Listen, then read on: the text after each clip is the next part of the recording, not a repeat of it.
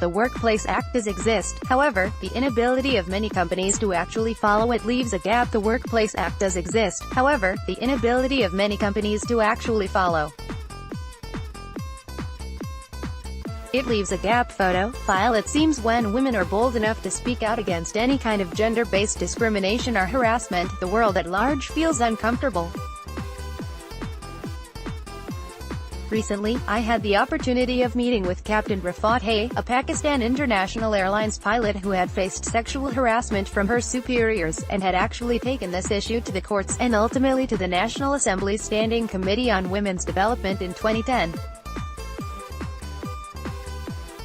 Captain Haye came across as a very articulate and self-assured individual, and on the surface if one starts ticking boxes, a woman who had qualified as a professional pilot in a highly male-dominated industry should not be falling prey to any form of sexual harassment. In fact, she should be able to stand up for herself and stave off any such unsolicited or unwarranted advances, for after all she is responsible for the safety and lives of hundreds of passengers in the air.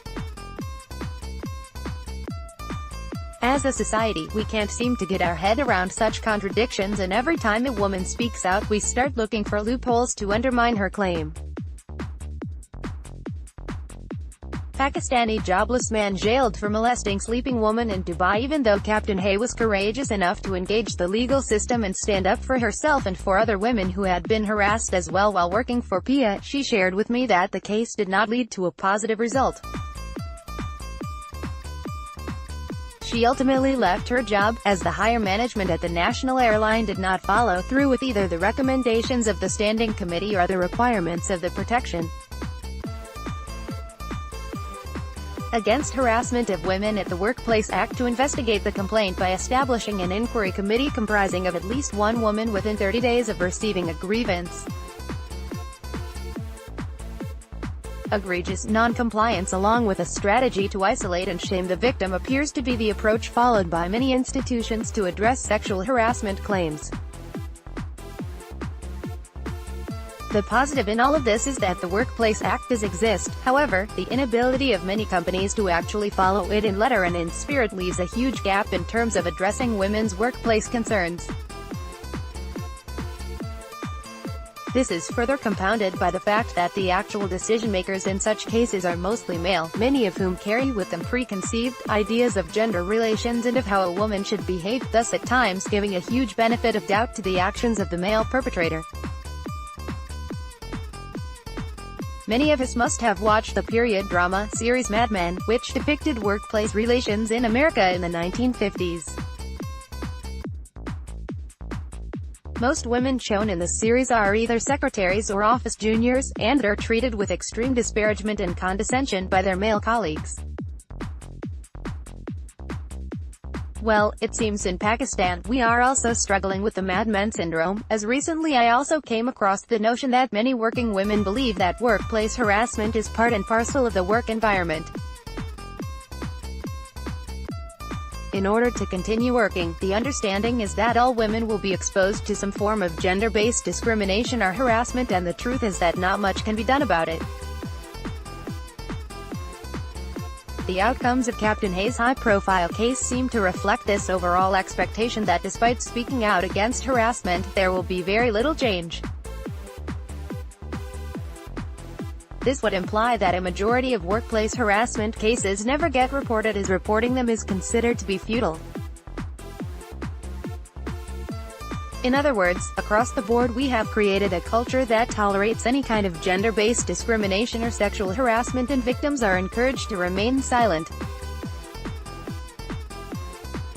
The result of such attitudes is obvious: only 25% of women are part of the formal labor force as opposed to 83% of men. Women are outperforming men in universities, but very few women are translating this into employment. One informal survey tells us that only 25% of university-educated women end up with jobs. Equalizing the labor participation of men and women in Pakistan will lead to huge economic gains. Female journalists in Japan join forces to fight sexual harassment. Let me end by saying that sexually harassing someone is not a joke, and it cannot be treated lightly. The burden of preventing sexual harassment rests very solidly on the employer. Undoubtedly, it is the responsibility of the employer to create a harassment-free environment and establish anti-harassment policies, which should be clearly communicated to all employees. Employers must understand that if they let sexual harassment flourish in the office, it will ultimately lead to poor business performance, low office morale and low employee retention.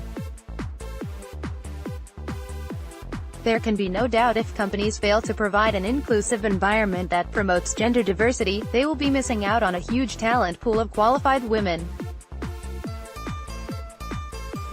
Not only that, research has shown that diversity at the workplace spurs innovation and can lead to creating new business opportunities. Ultimately, not doing anything will have a huge price tag attached to it in terms of lost future possibilities.